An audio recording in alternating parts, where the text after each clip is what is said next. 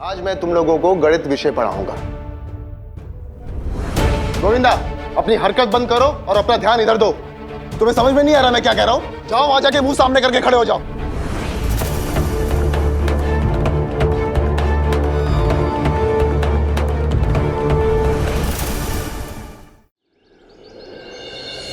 अरे ये कहां से आया? अभी अभी तो मैं यहां से गुजरा। हो सकता है आपने पहले ध्यान से ना देखा हो। अब इसे छोटे छोटे टुकड़ों में काट लो। ठीक है साईं।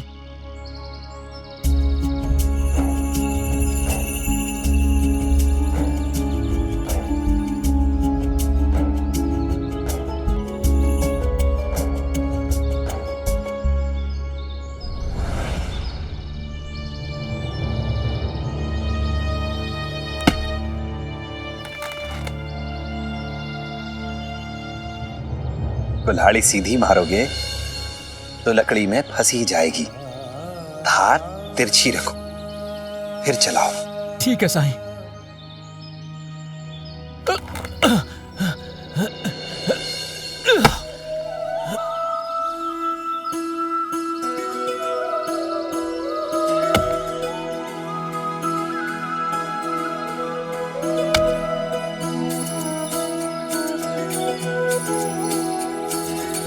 दाता ने दो हाथ दिए हैं, सेवा सत्कर्मों के लिए है। झूठी राह पे क्यों तू जिए है, नेक राह ही है हरि का काम। हरे कृष्णा हरे राम, हरे कृष्णा हरे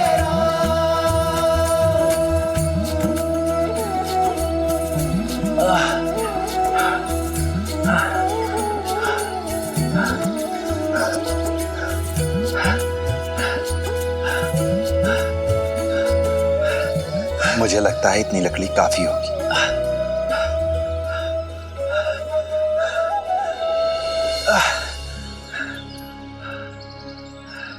बांध लो इसे।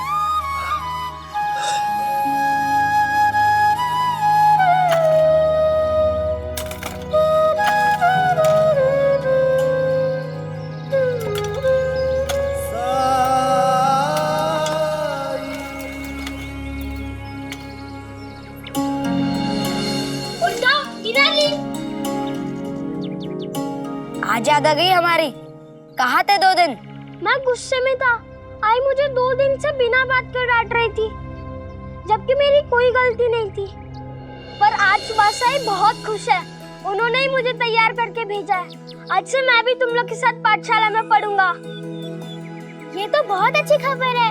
हाँ, हम सब तुम्हें बहुत याद करते थे पहले, जब तुम हमारे साथ पढ़ते नहीं थे। और जानते हो, साईं कहते हैं कि सबको पढ़ना चाहिए। अरे अच्छी है ना पाठशाला? हाँ हाँ अच्छी। खामोश।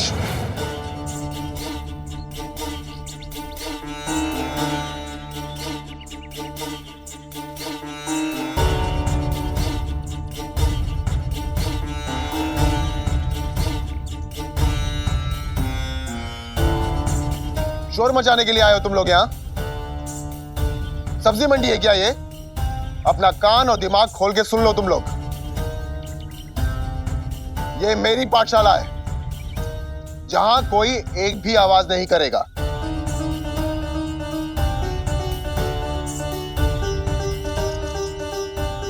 चलो जाओ चुपचाप अंदर।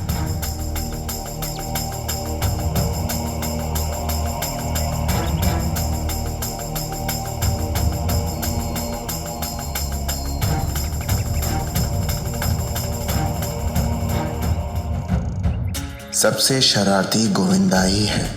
इसके साथ सबसे कठोरता से पेश आना होगा मुझे।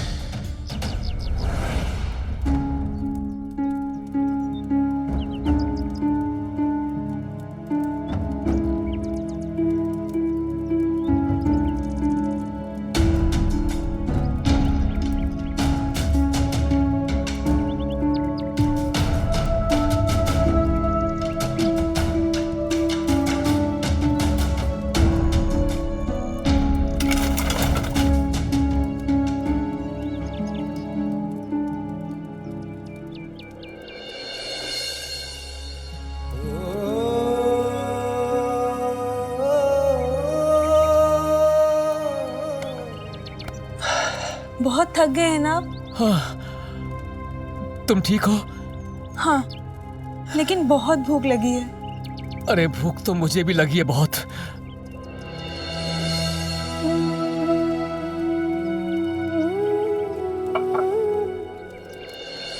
साई,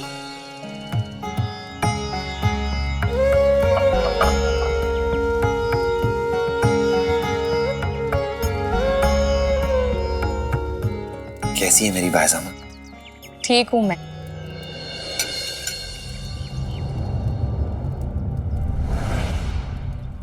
अच्छा किया आप खाना ले आई, मुझे बहुत जोर की भूख लगी थी।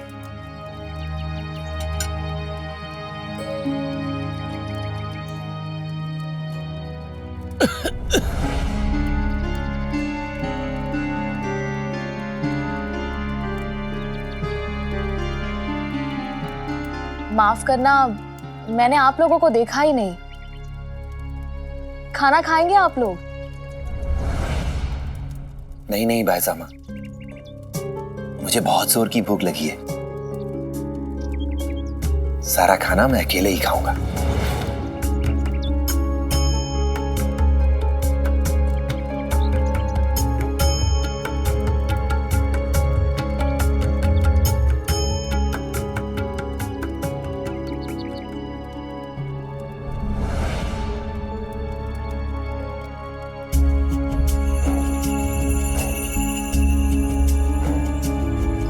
बहुत स्वादिष्ट है।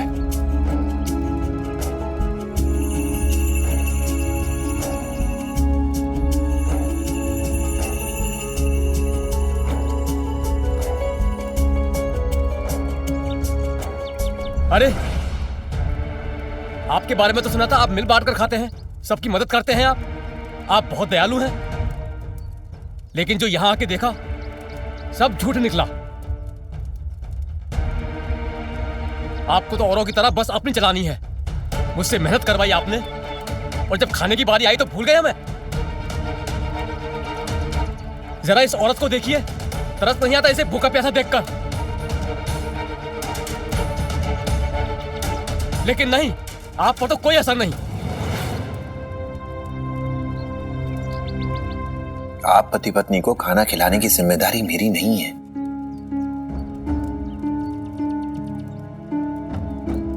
हाँ, आपने द्वारका माई में आश्रय मांगा था, मैंने दे दिया। इससे ज्यादा क्या कर सकता हूं मैं?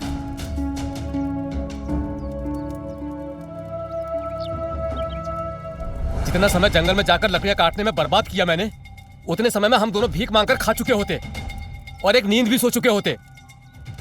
लेकिन आपने कहा कि मुझे सिर्फ लकड़ियां काटनी है, मदद करनी है। फिर आप हमारा ध्यान। मैंने कभी नहीं कहा कि मैं आपके खाने पीने का ध्यान रखूंगा। हाँ, भिक्षा में मिलने वाले भोजन को बांटने की बात कही थी आपने, पर उसके अलावा आप जो भी सोच रहे हैं वो आपने खुद से अपने मन से सोच लिया है, खुद से मान लिया है। अगर आपको भूख लगी है तो ठीक है, मैं भिक्षा मांगने जाऊंगा तो उसमें से एक हिस्सा आपको दे दूंगा। उससे रात में खाना बना के खा लीजिएगा। रात का खाना? और दिन में? मतलब दिन में हम भूखे रहें और आप अकेले खाएंगे? अरे आप मुझे ले ही क्यों गए जंगल में? ठीक है, खाना नहीं देना है ना, मत दीजिए। भगवान ने हाथ पैर दिए हैं मुझे, अपनी पत्नी और खुद के खाने का इंतजाम कर लूंगा। कुछ नहीं चाहिए मुझे आपसे।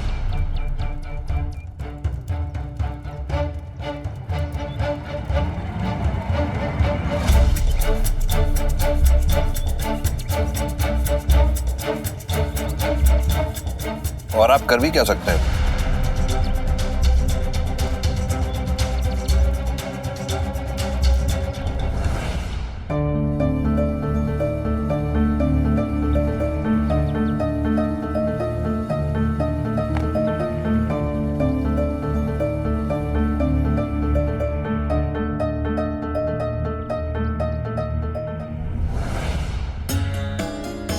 अगर यहां पढ़ना है तो मेरी कक्षा के कुछ नियम हैं जिनका पालन आप सबको करना होगा। मेरा पहला नियम, सभी छात्र छात्राओं को समय पर विद्यालय आना होगा। दूसरा नियम, अध्यापक जी, क्या मैं भी बैठ सकती हूँ?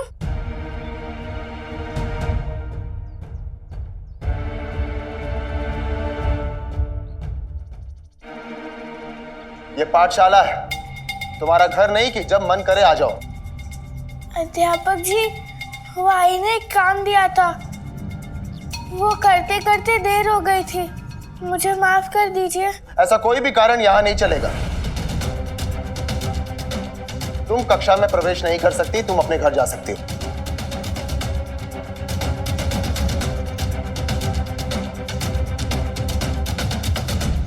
और सुनो, कल समय पर आना, समझी? जी अध्यापक जी।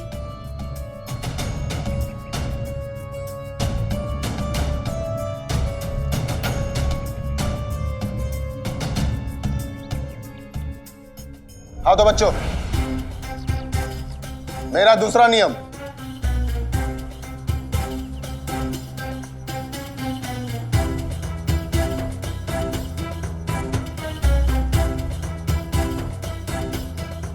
और मेरा पांचवा नियम, जब भी मैं कुछ लिखूं तो सबका ध्यान अपने तख्ते पर होना चाहिए। और जो भी मेरे इन नियमों को तोड़ता है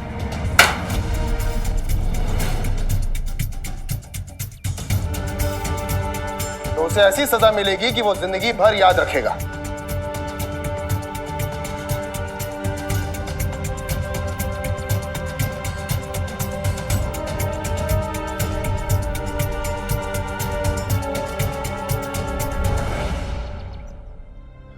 बच्चों, अब हम अपना पाठ शुरू करेंगे। आज मैं तुम लोगों को गणित विषय पढ़ाऊंगा।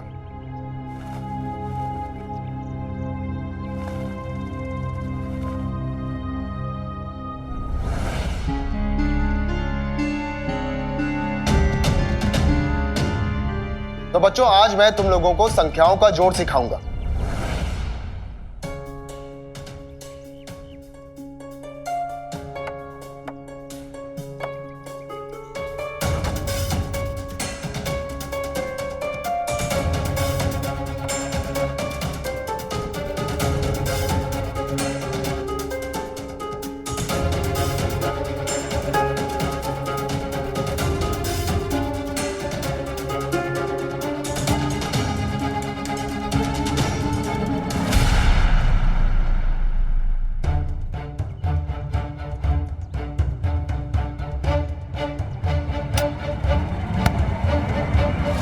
हाथ नीचे गोविंदा, हाथ नीचे। तुम्हारा हाथ तख्ती पर होना चाहिए, सर पर नहीं। इधर ध्यान दो। और तुम सब भी।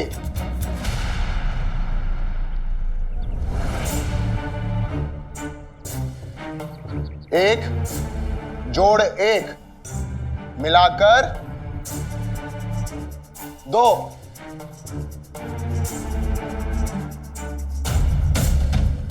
दो जोड़ 2 मिलाकर 4।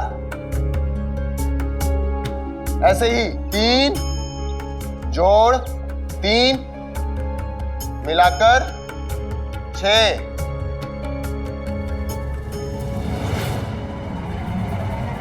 गोविंदा,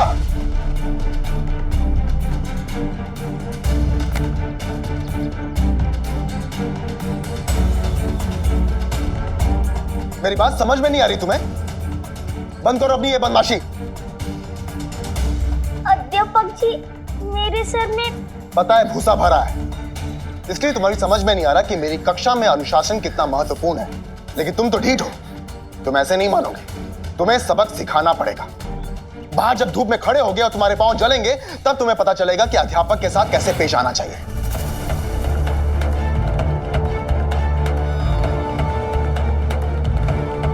जाओ, वहां जाके मुंह सामने करके खड़े हो जाओ। जाओ।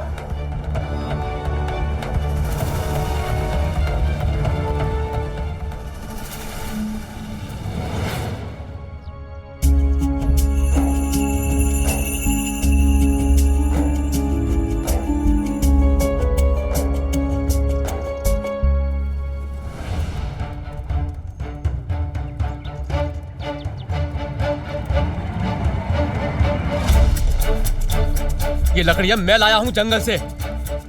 मेहनत की है मैंने इन्हें लाने में, इसलिए ले जा रहा हूं इन्हें। इन्हें बेचकर खाना लाऊंगा मैं।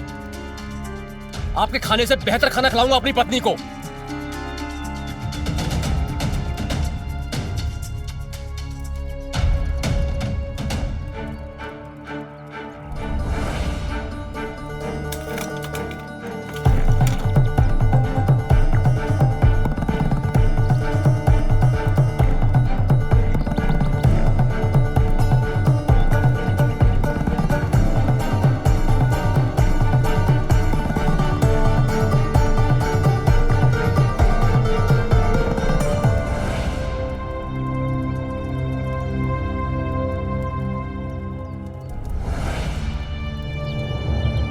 आइए, खाना खा लीजिए, मैं परोस देता हूं। नहीं चाहिए आपकी भीख मुझे। आपने मेरे पति का अपमान किया, मेरा अपमान किया, और अब आप चाहते हैं कि मैं खाना खाऊं?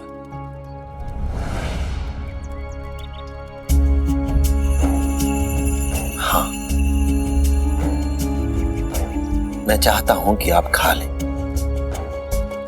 क्योंकि किसी से मांगकर आखिरी बार खा रही हैं आप। किसी का दिया अंतिम बार खा रही हैं आप। क्या मतलब? मन में साई के क्या है कौन जान पाए। ओम साई ओम। सस्ती लकड़ी लो, सूखी लकड़ियां लो जलावन के लिए। ओ चाचा, लकड़ियां लो, सूखी लकड़ियां लो। ओ दादा, जलावन के लिए लकड़ियां लो।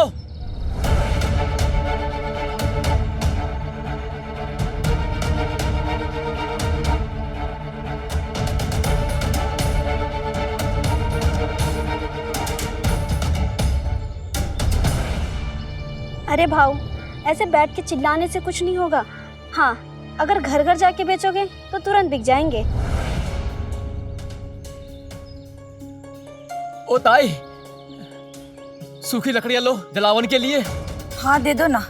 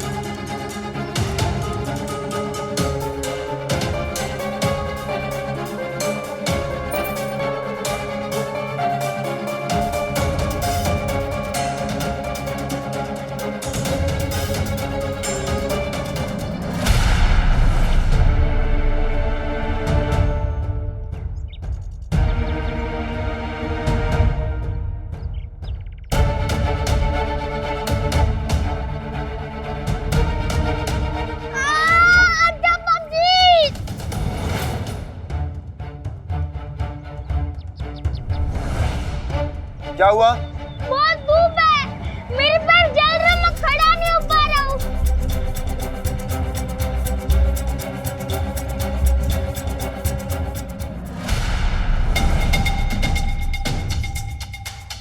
अच्छा, फिर बंदर की तरह खुजली क्यों कर रहे थे?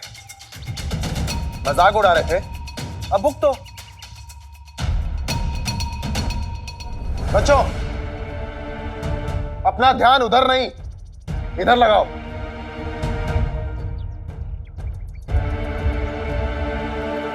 अब पता चला तुम लोगों को कि मेरी बात ना मानने की क्या सजा होती है।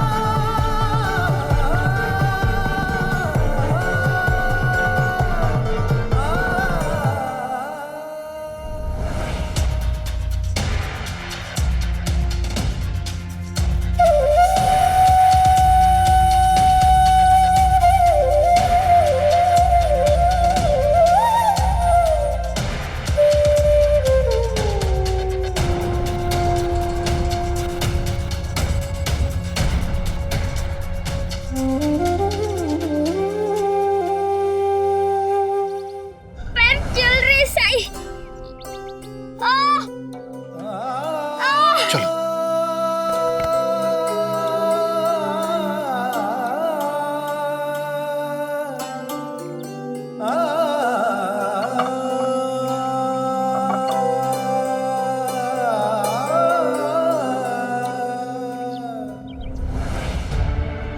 अरे, अचानक से गोविंदा की आवाज आनी बंद क्यों हो गई? कहीं भाग तो नहीं गया?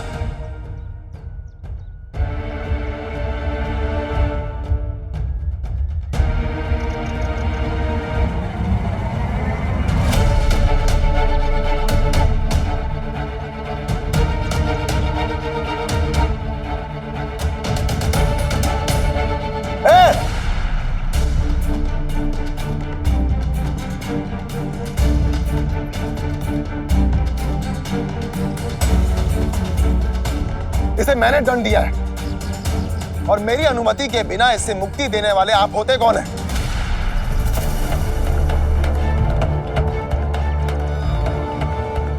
इसे तकलीफ हो रही थी।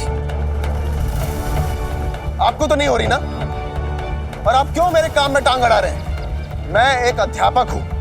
अपने विद्यार्थियों के बेहतर भविष्य के लिए मुझे क्या करना चाहिए और क्या नहीं करना चाहिए, यह मैं अच्छे से जानता हूं। अगर आप समझते तो वो नहीं होता जो हुआ है।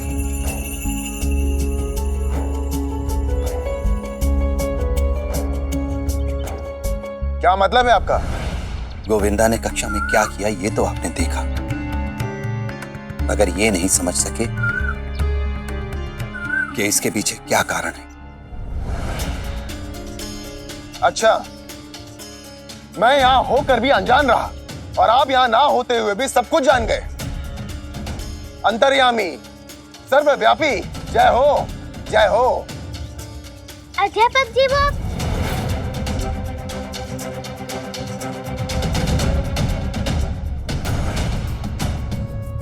मैंने क्या कहा था तुम लोगों से कि जब तक बोलने के लिए ना बोला जाए कोई बोलेगा नहीं। सबूरी गोविंदा, कुछ नहीं होगा तुम्हें। उपचार के बाद तुम बिल्कुल ठीक हो जाओगे। चलो, मैं तुम्हें द्वारका माई ले चलता हूं। अरे रुको, कहां लेके जा रहे हो इसे अपने साथ? ये मेरा विद्यार्थी है, मेरी जिम्मेदारी है ये। पर इस समय से उपचार की जरूरत है। ए फकीर, कहां ले जा रहा है हमारे गोविंदा को? इसे उपचार की जरूरत है। ए फकीर, तू करेगा इसका उपचार, वो भी उस खंडर में? तुम तो राख लगा के उपचार करेगा ना? शायद तू भूल गया है, गोविंदा के मामा इस शिरडी के नहीं पूरे इलाके के सबसे अच्छे वैद्य हैं। चलिए पंता जी, चलिए। अरे रुकी, कहां लेके जा रहे हैं इसे अपने साथ? इसे मैंने अब तक छुट्टी नहीं दी है और जो दंड मैंने इसे दिया है वो अब तक पूरा नहीं हुआ है। अरे गोविंदा को दंड देने की हिम्मत कैसे की?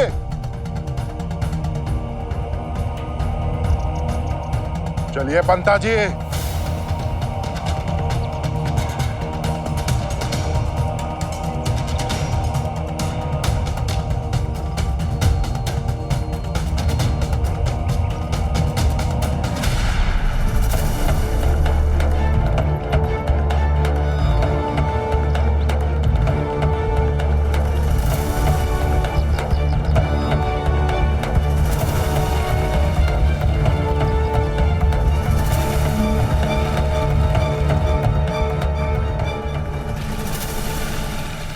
लेकिन गोविंदा, अध्यापक जी ने तुम्हें दंडित क्यों किया?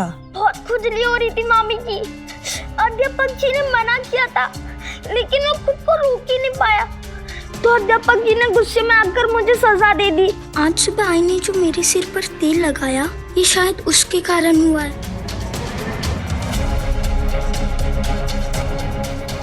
पैर बहुत चल रहे मामी जी। जब तक सरकार नहीं आ जाते तब तक इसकी सर की खुजली की दवा भी नहीं मिलेगी। लेकिन हाँ, पैरों में पड़े छालों के लिए लेप तो लगा ही सकती हूँ मैं। ठीक हो जाएगा, ठीक हो जाएगा।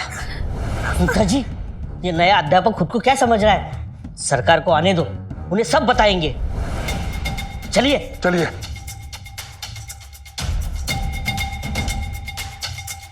ए,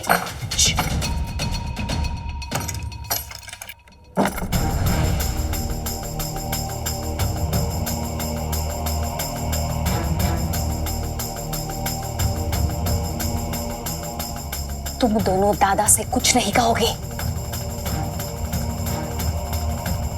लेकिन च्यूताई गोविंदा को तो। चुप। वैसे भी दादा ने मुझे चुनौती दी है कि मैं गोविंदा का ख्याल नहीं रख सकती, और अगर तुमने कुछ कहा तो दादा को यकीन हो जाएगा कि वो सही कह रहे थे। इसलिए तुम दादा के सामने कुछ नहीं कहोगे। वैसे भी मेरा बेटा है, मैं देख लूंगी मुझे क्या करना है। चुप रहना, समझे या नहीं? जी। निकलो।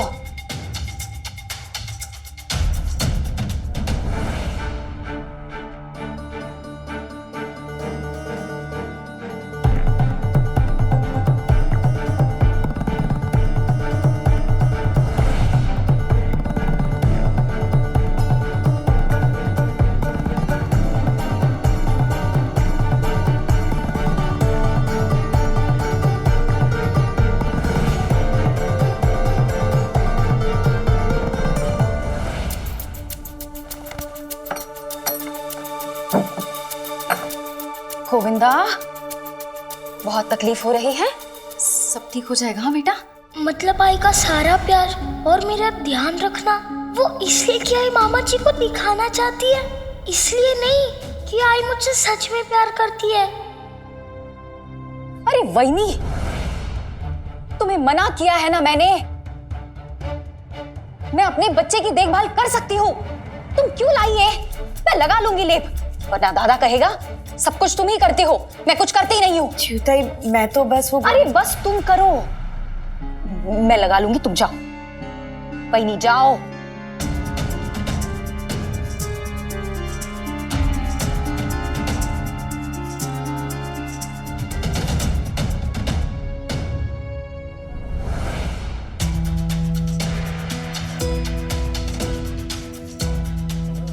गोविंदा बेटा, तुम रो क्यों रहे हो? अब थोड़ा दर्द तो होगा ही ना, पर ये लेप लगा रही हूं ना मैं, अब तुम्हें ठंडक मिलेगी, अच्छा लगेगा। हाँ, ठीक हो जाओगे तुम।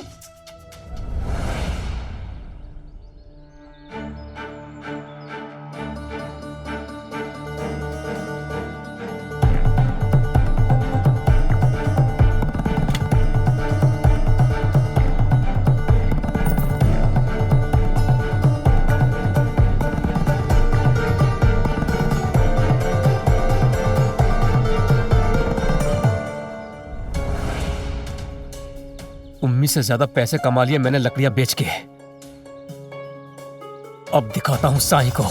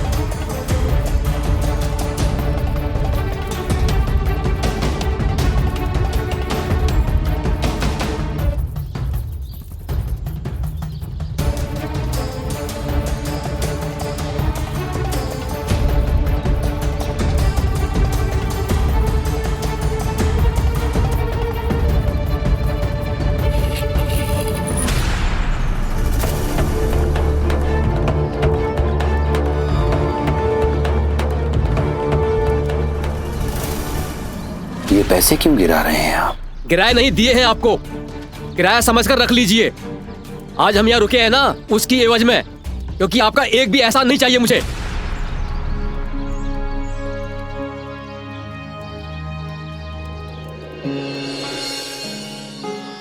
झुमकी,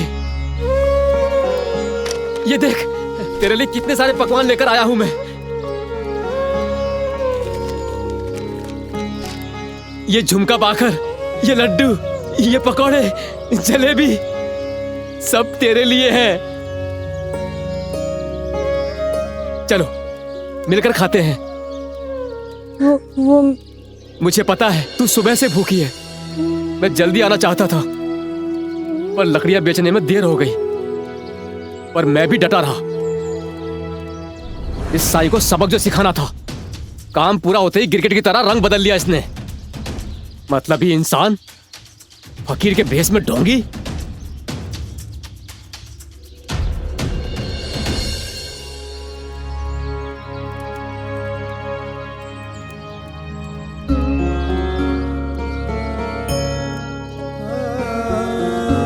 ये ले, खा।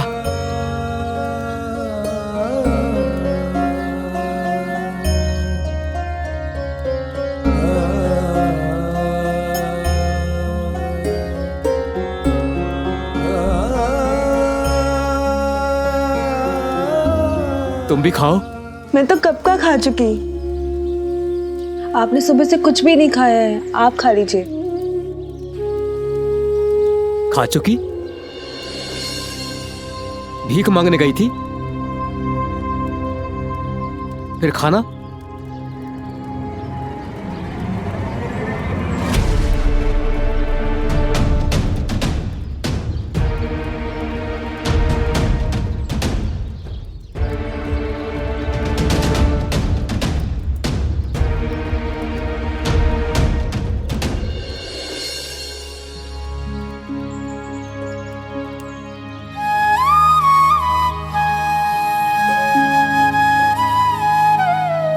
आज आपके पति को ठोकर लगी है, लेकिन ये दर्द उन्हें बहुत कुछ सिखा जाएगा।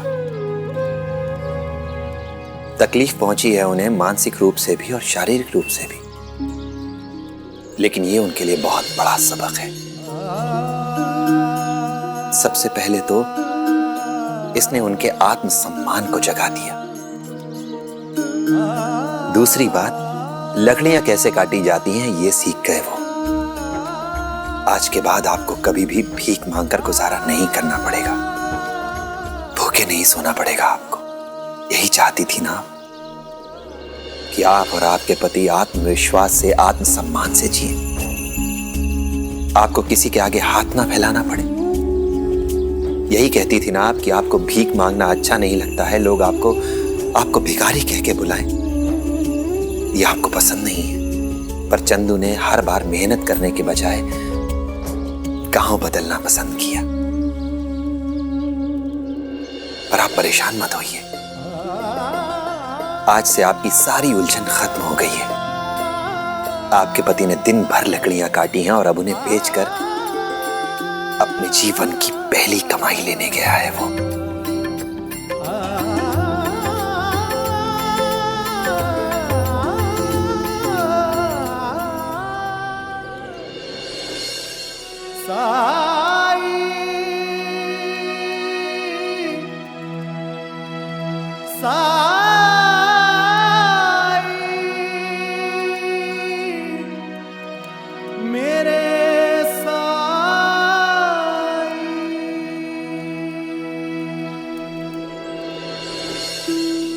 अगर आज आपको खाना खिला देता तो आज की समस्या तो हल हो जाती, लेकिन बड़ी समस्या वैसी की वैसी ही बनी रहती। एक वक्त का खाना ना देकर मैंने आपको ये सिखाने की कोशिश की कि मेहनत कैसे की जाती है और मेहनत की कमाई का स्वाद कैसा होता है। चंदू, परिश्रम का कोई विकल्प नहीं होता और जरूरी नहीं कि हर कोशिश तुरंत कामयाब हो जाए।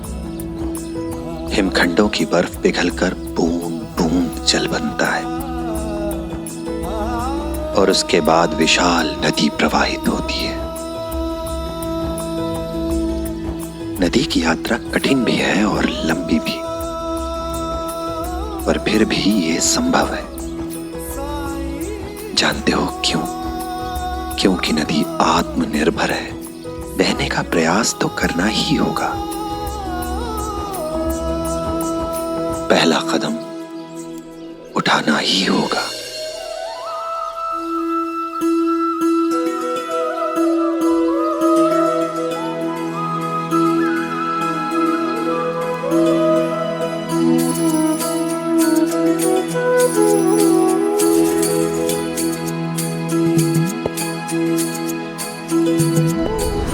आप पति पत्नी को खाना खिलाने की जिम्मेदारी मेरी नहीं है।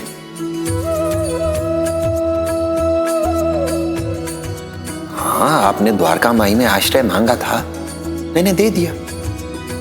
इससे ज्यादा क्या कर सकता हूं मैं? जितना समय जंगल में जाकर लकड़ियां काटने में बर्बाद किया मैंने, उतने समय में हम दोनों भीख मांगकर खा चुके होते और एक नींद भी सो चुके होते।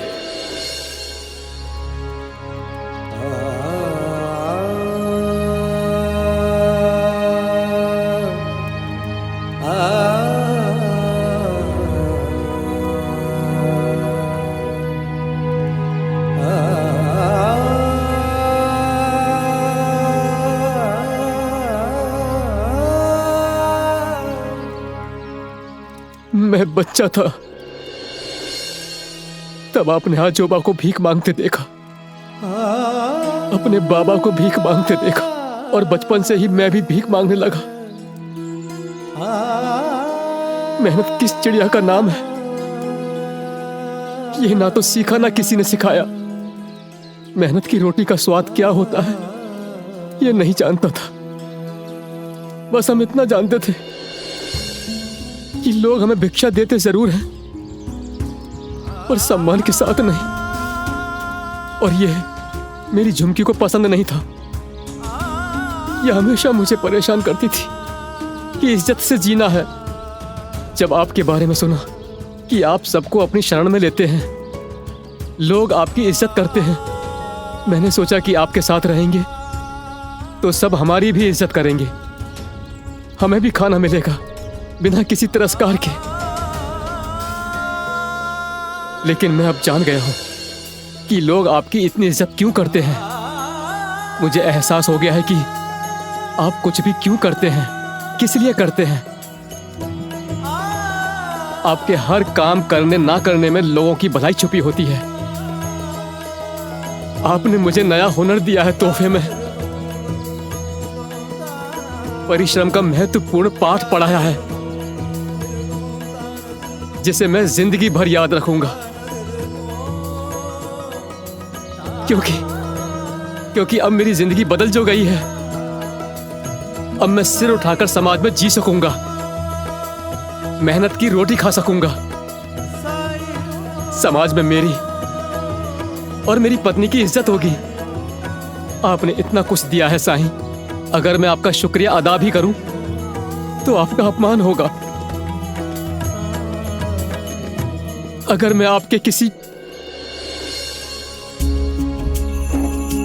मैं आपके लिए और भी कुछ करना चाहता हूं।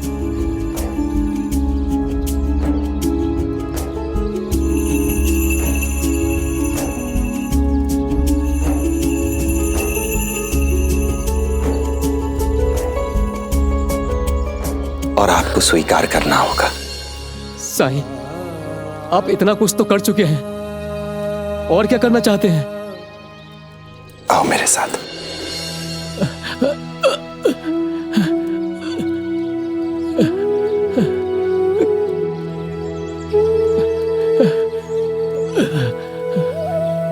बैठो।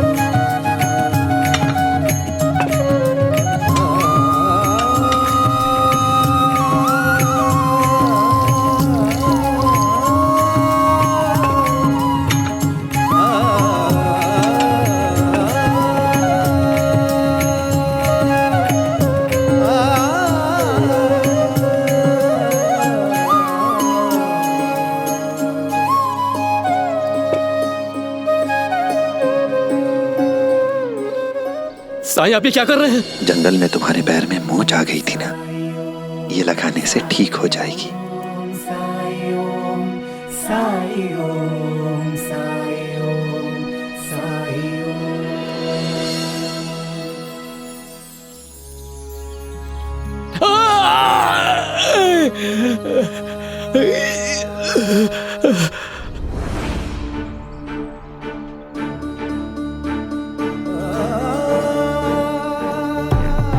वैसे भी दादा ने मुझे चुनौती दी है कि मैं गोविंदा का ख्याल नहीं रख सकती, और अगर तुमने कुछ कहा तो दादा को यकीन हो जाएगा कि वो सही कह रहे थे।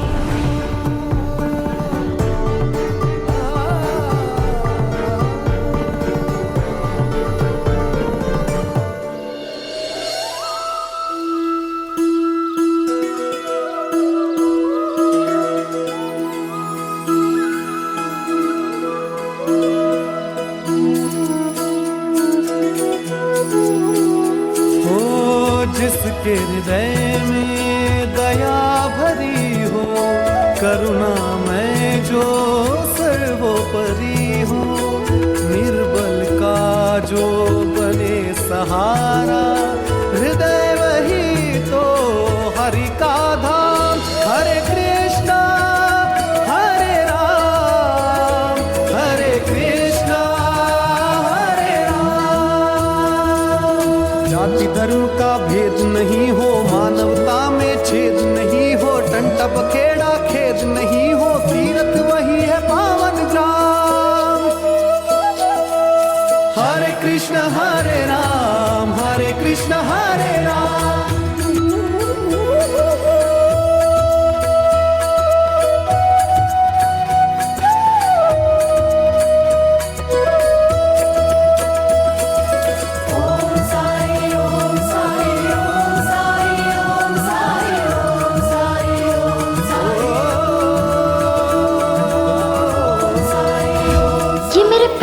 जलन अचानक कैसे गायब हो गई?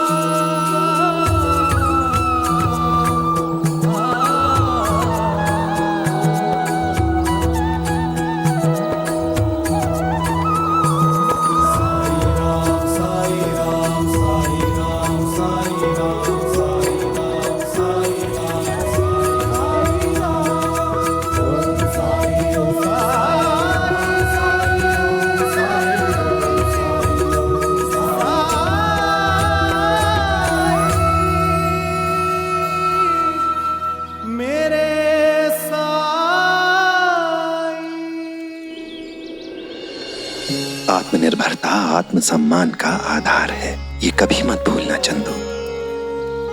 और आत्मनिर्भरता के लिए कोशिश और मेहनत, ये दोनों जरूरी है।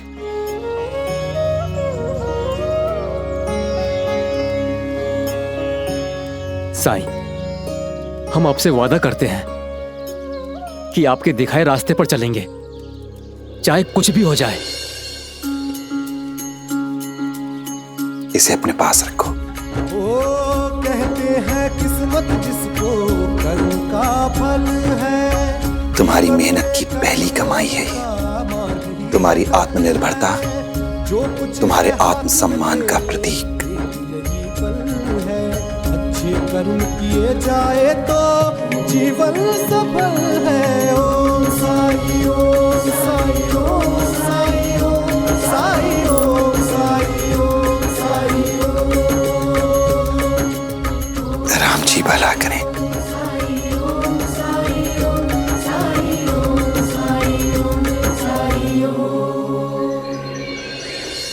गोविंदा, गोविंदा, गोविंदा।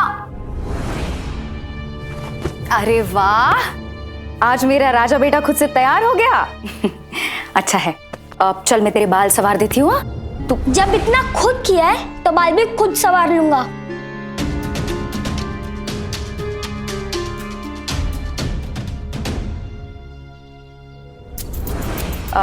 ठीक है, तो मैं तुम्हारा खाना बांध देती हूँ। आप रहने दीजिए, मेरा डिब्बा सिर्फ मामी जी बांधेगी और कोई नहीं। हाँ, तो इतना चिल्ला क्यों रहा है? कल तक तो खुश था मुझसे, लेकिन आज इतना उखड़ा उखड़ा क्यों है? खैर, इसे क्या पता चलेगा कि इसका डब्बा किसने बांधा है।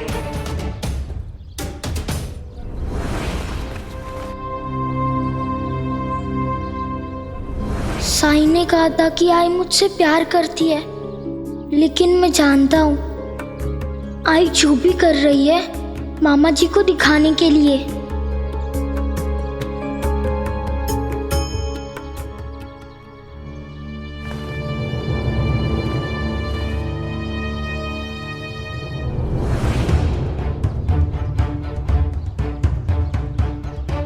रुक, कहाँ जा रहा है? डब्बा लेके जाना। ले। आई, मैंने कहा ना, मुझे डब्बा मामी जी ने ही बनाया है। मामी जी ने बनाया। लो।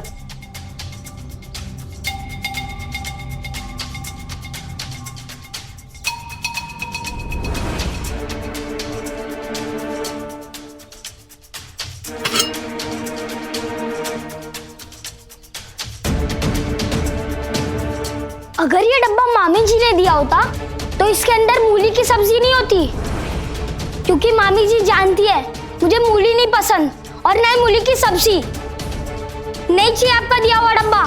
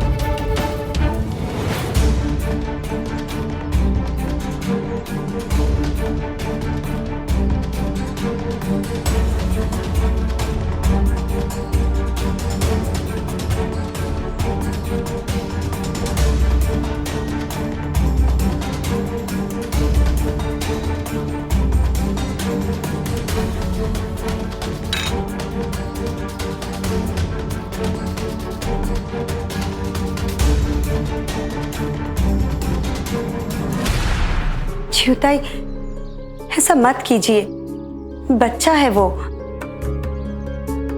आप नहीं जानती, दोपहर होते होते उसे भूख लग जाती है। हर बार माँ बेटे के बीच में बोलना जरूरी है क्या वैनी? मेरा बेटा है, मैं देख लूंगी उसके साथ क्या करना है। तू क्या देख रहा है? जा पाठशाला जा।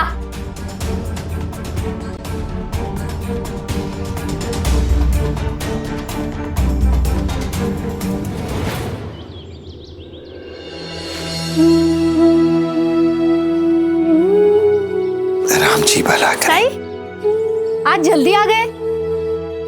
मोदक बना रही थी, सोचा था आपको खिलाऊंगी।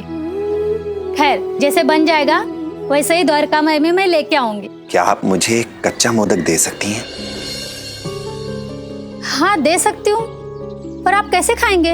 मुझे कच्चा ही चाहिए। ठीक है, अगर आप कह रहे हैं तो मैं मना नहीं कर सकती। लेके आती हूँ।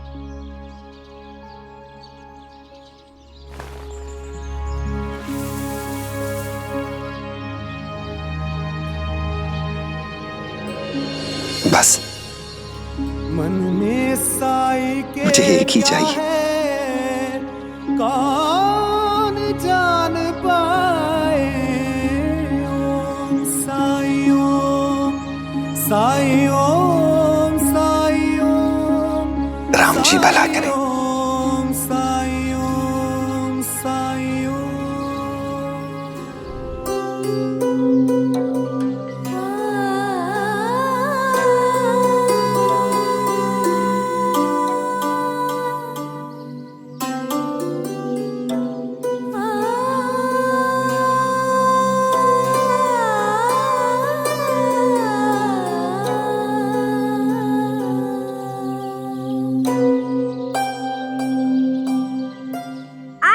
खाना कब बनेगा? थोड़ी देर लगेगी। अच्छा आई।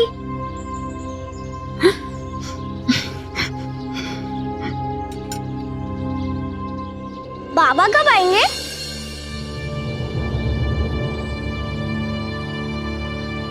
कुछ दिन और लगेंगे उन्हें आने में। कुछ दिन और? पिछली बार आपने कहा था 1 हफ्ते में आएंगे। 7 दिन तो हो गए, लेकिन बाबा नहीं आए। कहा ना कुछ दिन और लगेंगे। मैं कुछ नहीं जानता, मुझे बाबा से मिलना है। मैं कब से कह रहा हूँ, आप बाबा को भुला ही नहीं रही है। बोलो ना आई, बोलो ना, मुझे बाबा से मिलना है। बोलो ना आई। क्या बात है?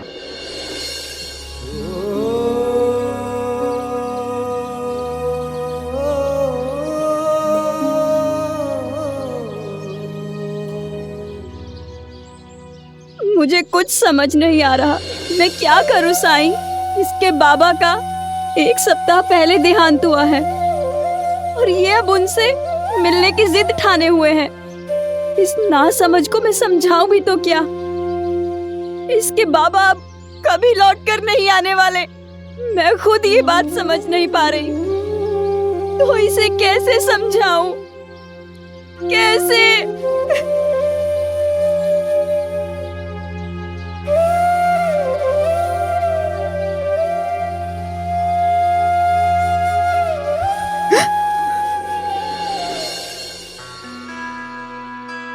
मुझे तो डर लग रहा है साईं कि उनके बिना मैं कैसे जीऊंगी।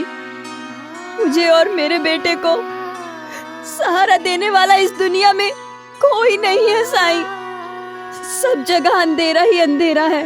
मेरा जीवन, मेरे सारे सपने सब एक झटके में ही टूट गए। अब आप ही बताइए कि मैं क्या करूं। आपकी पीड़ा मैं समझ सकता हूं। जो गुजर रही है आप पर, उसका एहसास है मुझे। यह सच है कि मनुष्य का जीवन और मृत्यु पर कोई नियंत्रण नहीं है, लेकिन जीवन और मृत्यु के बीच हमारी जो यात्रा है, जीवन यात्रा, इसमें हम बहुत कुछ कर सकते हैं।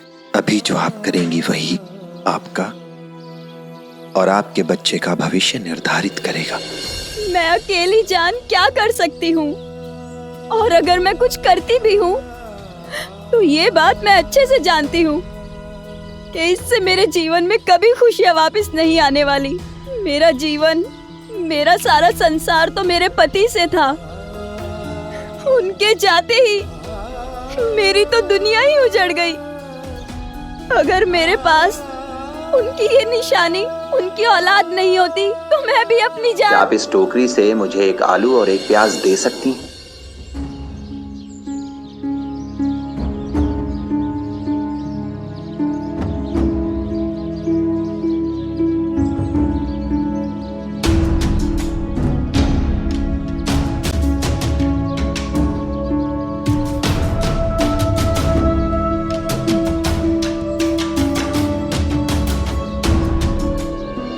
अब चूल्हा जलाइए। मन में साई के क्या है कौन जान पाए। ओम साई ओम।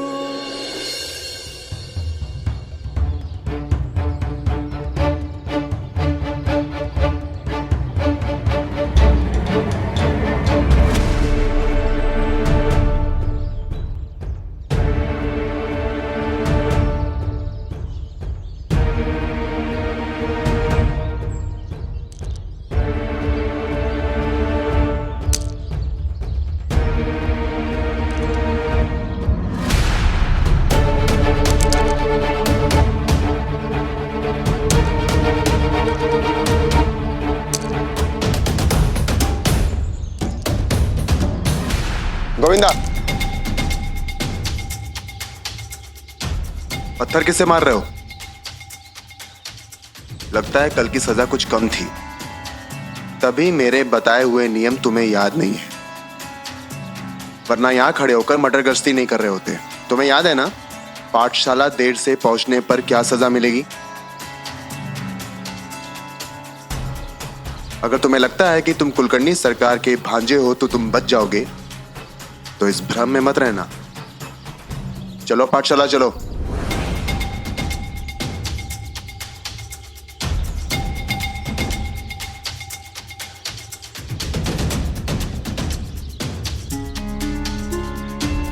ड्रॉप झाड़ने के लिए मैं ही मिलता हूँ सबको। बाड़े में आई इधर ये।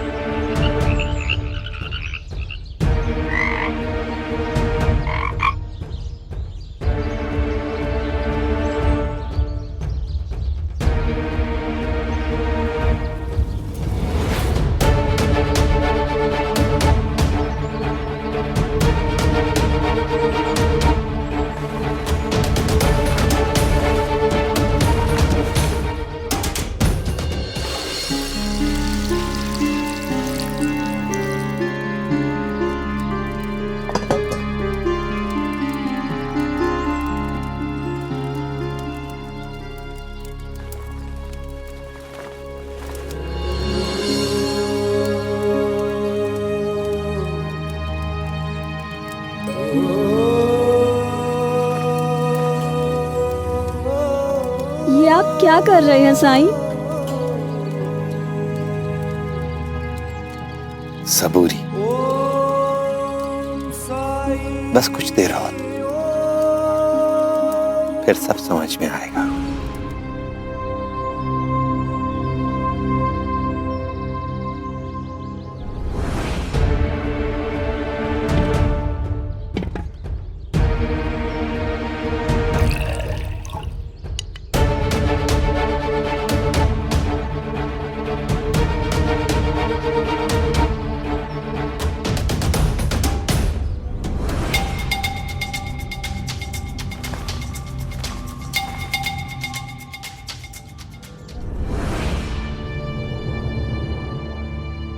प्रणाम अध्यापक जी। प्रणाम। आज मैं तुम लोगों को हिंदी की वर्णमाला सिखाऊंगा।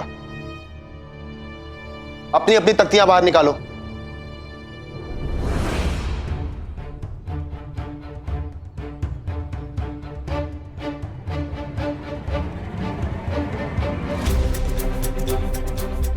अ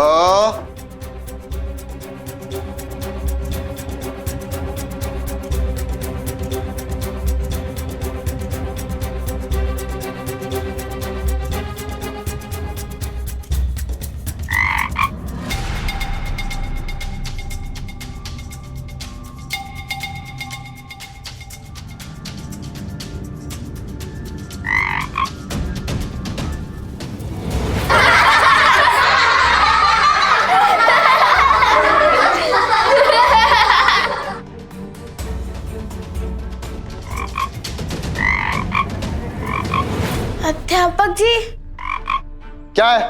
आपका झोला।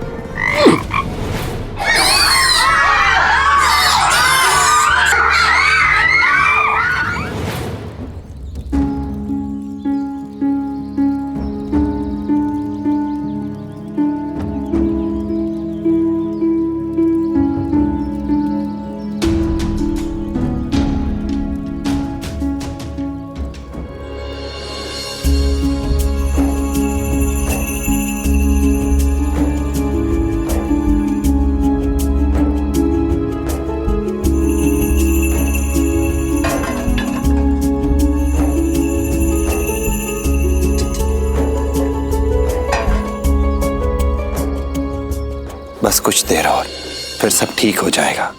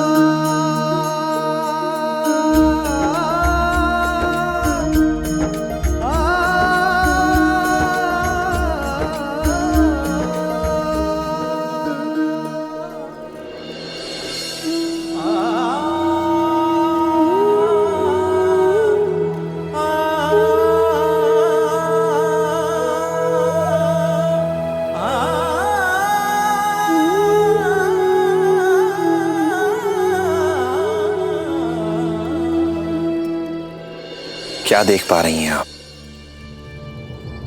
आलू, प्याज, मोदक जो आपने रखा था वही। ध्यान से देखिए, फिर बताइए।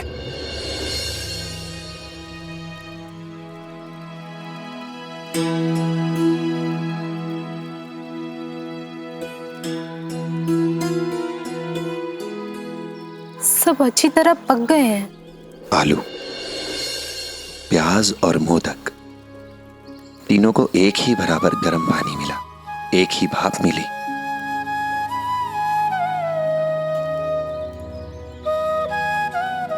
पर आलू जो सख्त था, परिस्थितियों के प्रभाव में वो नरम हो गया, बल्कि यूं कहिए कई टुकड़ों में टूटने लगा।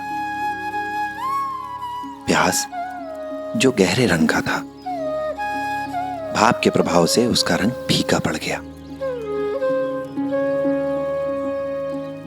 मोदक जो बहुत नाजुक था, वो भाप से कठोर हो गया। इसी प्रकार इंसान भी जब बुरी परिस्थितियों से गुजरते हैं, कठिनाइयों से जूझते हैं, जीवन में नई चुनौतियां आती हैं, तो उनका प्रभाव भी, उनकी प्रतिक्रिया भी अलग अलग होती है। अब आप बताइए, आप इन तीनों में से कौन है?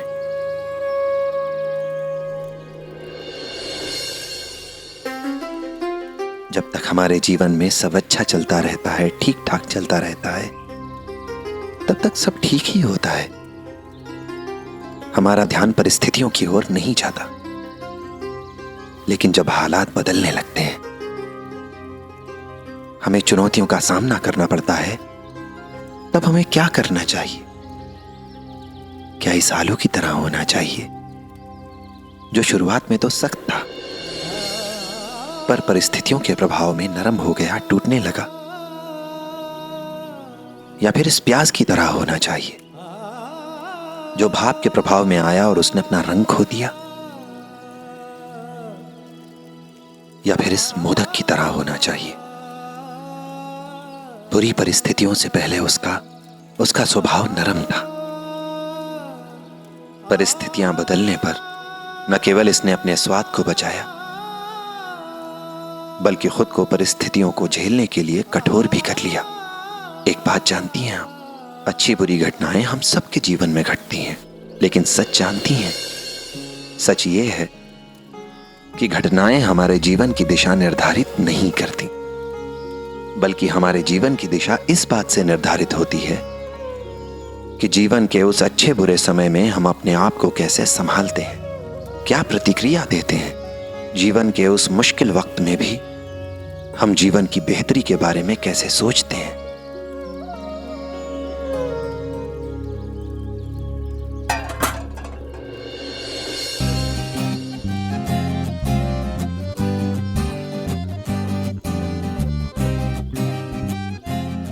जो चला गया वो कभी वापस नहीं आएगा, लेकिन आपके सामने आपका और आपके बेटे का भविष्य है। आपको ही संभालना है उसे। जो बदल नहीं सकती उसे स्वीकार करिए और आगे देखिए। देखना ही होगा, क्योंकि अगर आप बिखर गई तो सब कुछ बिखर जाएगा। कठिन होगा, लेकिन जो करना है वो करना है। मोदक की तरह आपकी परिस्थिति में जो सबसे अच्छा हो वो करिए, वो बनिए। यह आपके लिए भी अच्छा होगा और आपके बेटे को भी बल मिलेगा इससे। ठीक कहा साईं। कब तक अपने दुखों का दामन फैलाकर बैठी रहूंगी? मुझे अपने बेटे के लिए, अपने लिए जीना होगा। आज से, अभी से मैं इस चुनौती को स्वीकार कर आपके बताए हुए मार्ग पर चलने का संकल्प लेती हूँ। सुख दुख आने जाने हैं और साए, राम जी भला करे। मनवा तेरा लज न जाए, मन में आशा के दीपक बुझने ना पाए। सुबह फिर से आएगी रात समझाए। ओ साई ओम साई ओम साई ओम साई ओम साई ओम साई ओम।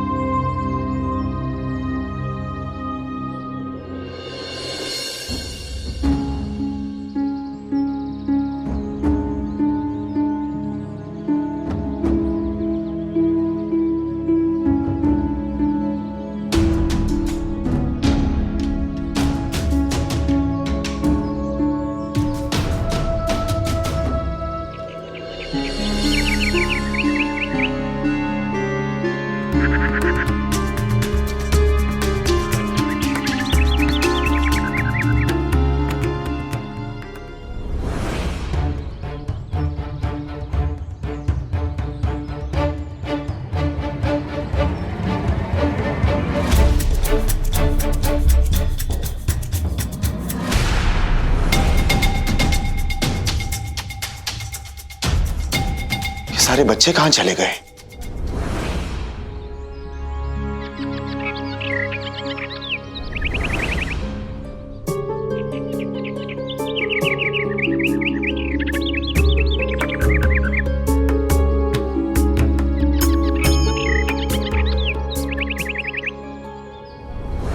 चलो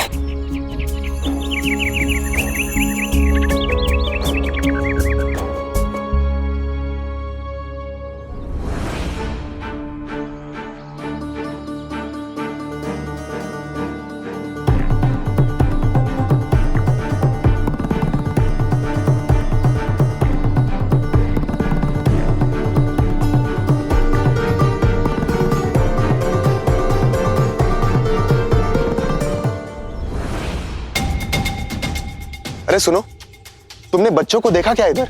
वो पाठशाला वाले बच्चे। नहीं देखा।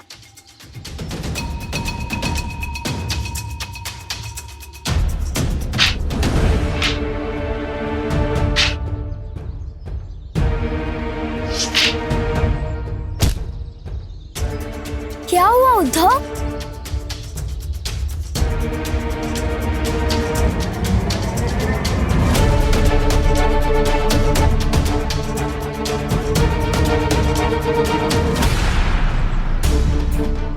यहां से कोई बच्चे गुजरे क्या, पाठशाला वाले? नहीं तो, हम लोग तो काफी देर से बैठे हैं, ऐसे कोई बच्चे नहीं गए।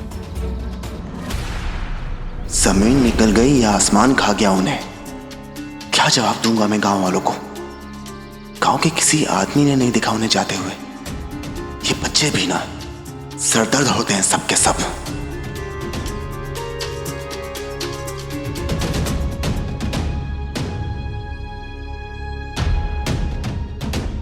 सबने कक्षा क्यों छोड़ी? साईं, ये नए अध्यापक जी हमारे पुराने वाले अध्यापक जी जैसे बिल्कुल नहीं है। हर बात पे गुस्सा करते हैं, छड़ी दिखाते हैं। हाँ साईं, गोविंदा को कल खुजली हो रही थी तो इसके लिए उस बेचारे को धूप में खड़ा होना पड़ा, वो भी नंगे पैर। और आज तो बिना गलती के हम सबकी पिटाई की। साईं, अगर हम में से किसी को पता होता कि वो गलती किसने की है तो हम बता चुके होते। हाँ, हमें तो पता नहीं, फिर भी कूट दिया और कह रहे थे आगे और कूटेंगे। शांत हो जाओ। कोई एक पूरी बात बताओ, शुरू से। मैं बताती हूँ।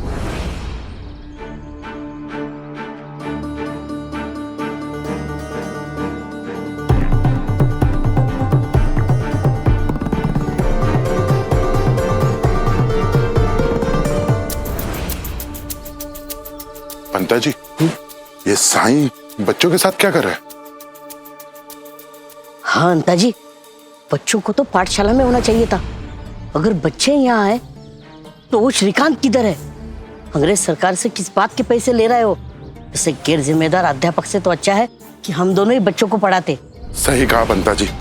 चलिए उसे ढूंढते हैं और उससे पूछते हैं पढ़ाना छोड़ के कहाँ घूम रहा है वो। चलिए। क्या तुम लोगों को नहीं लगता कि जिसने भी ये शरारत की है बहुत गलत किया है? अगर ऐसी ही शैतानी तुम लोगों ने श्यामा के साथ की होती तो क्या वो नाराज नहीं होता? क्या उसे गुस्सा नहीं आता? बोलो उद्धव, आता या नहीं? किसी को पता चले या ना चले, सही जरूर पता कर लेंगे कि ये काम मैंने ही किया है। तो फिर हम क्या करें साईं? तुम सबको ये सोचना चाहिए, ये समझने की कोशिश करनी चाहिए कि तुम में से जिसने भी ये किया है गलत किया है। श्रीकांत जी तुम सबके गुरु हैं और गुरु भगवान के समान होता है। जिसने भी ये किया सही नहीं किया है और सच को छुपाकर वो केवल अपने आप को ही नहीं बल्कि तुम सबको भी पाप का भागीदार बना रहा है। बताओ किसने की है ये हरकत? ठीक है, अगर कोई आगे नहीं आ रहा है तो मैं ही पूछ लेता हूं। अदिति, गुरुजी के झोले में मेढक तुमने डाला था? नहीं साईं, मैंने नहीं डाला। निराली, तुमने डाला था मेढक? नहीं साईं। परी? नहीं साईं। गोविंदा, क्या तुमने डाला था?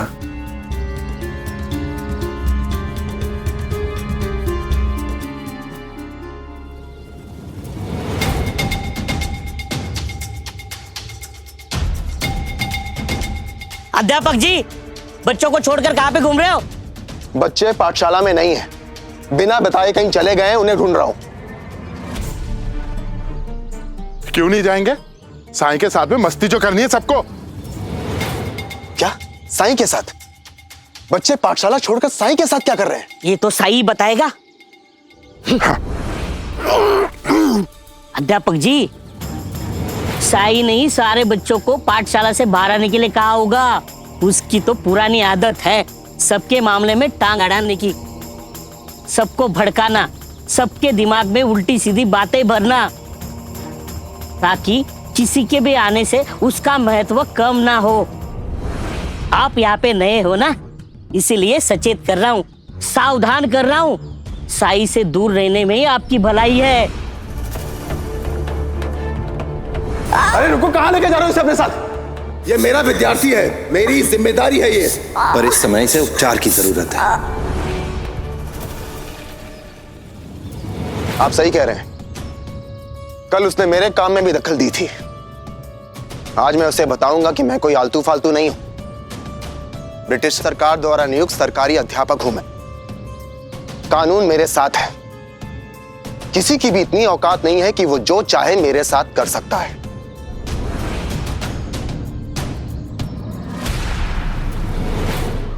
बोलो गोविंदा। साई, वो मैंने ना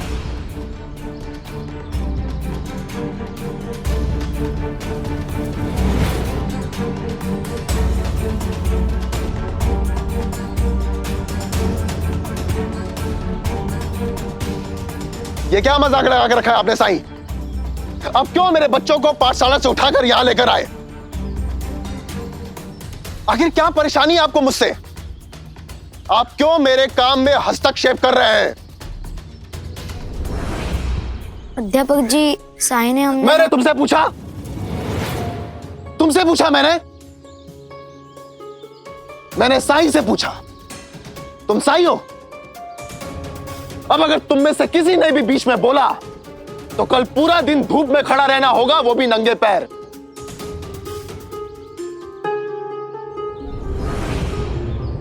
बच्चों की तरफ नहीं साईं, मेरी तरफ देखिए। मैं आपसे बात कर रहा हूं। आप कल भी सजा के बीच में आए थे और गोविंदा को अपने साथ ले जाने की कोशिश की थी। क्यों आप बार बार मुझे और मेरे अधिकारों को चुनौती दे रहे हैं? अब सुनिए, आइंदा से आप अपनी हद में रहेंगे, वरना मैं आपकी शिकायत अंग्रेज सरकार से कर दूंगा। क्या बच्चों को शिक्षित करने में मुश्किलें खड़ी कर रहे हैं? आखिर क्या चाहते हैं आप? कि आप ही की तरह बच्चे भीख मांगकर अपना जीवन यापन करें? भिखारियों की टोली खड़ी करना चाहते हैं आप?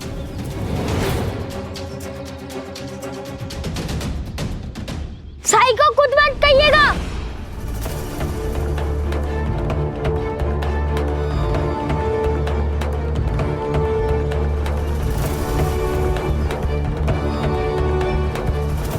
और ना आप मेरे दोस्तों को कुछ करेंगे। मैं नहीं डाला था आपके झोले में मेंढक। आप बहुत गंदे हैं।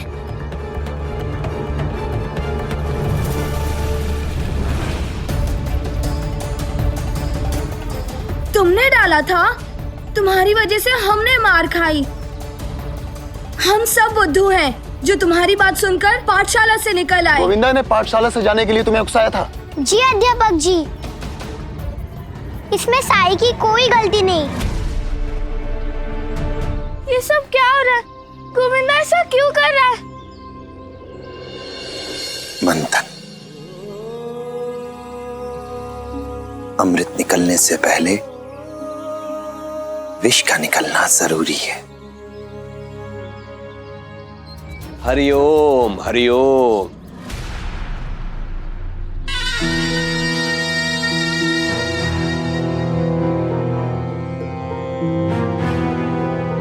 रुक्मिणी, बाहर आ जाओ।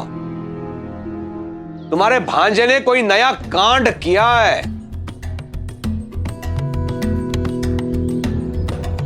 संभालो इसे। एक तुम ही हो जो इसे संभाल सकती हो। दादा को तो मौका चाहिए सुनाने का, और ये नालायक गोविंदा, इसने तो जैसे ठान ही लिया है कि मेरी नाक कटा के ही रहेगा। सुनाइए अध्यापक जी, सुनाइए। गोविंदा कांड का नया अध्याय सुनाइए। आज तो इसने सारी हदें पार कर दी। आपको पता है इसने आज क्या किया? क्या किया?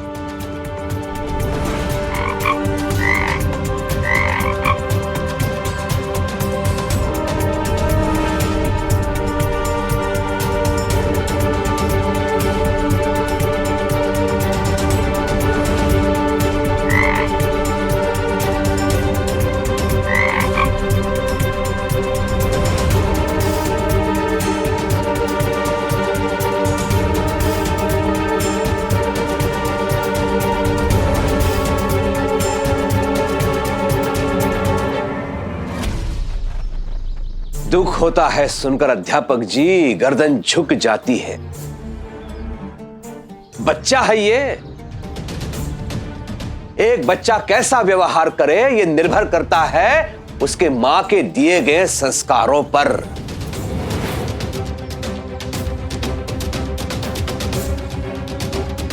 बोया पेड़ बबुल का तो आम कहां से पाए। गोविंदा अंदर आ। गोविंदा अंदर आ, वरना बाहर जाने के लायक नहीं रहेगा तू। गोविंदा की आई बाहर क्यों नहीं आ रही है?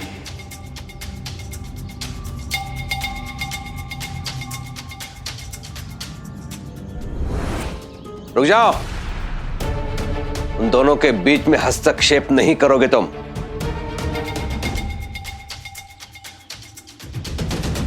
उम्मीद करती हूँ भविष्य में मेरा बेटा कोई शरारत नहीं करेगा। दादा सही कहते हैं, एक बच्चे को अपनी मां से ही संस्कार मिलते हैं। गलती तो मुझसे ही हुई है कि मैंने मेरे बच्चे की परवरिश किसी और के हाथों होने दी, लेकिन अब नहीं। अब मेरे बच्चे को मैं खुद संभालूंगी, उसे सुधारूंगी मैं।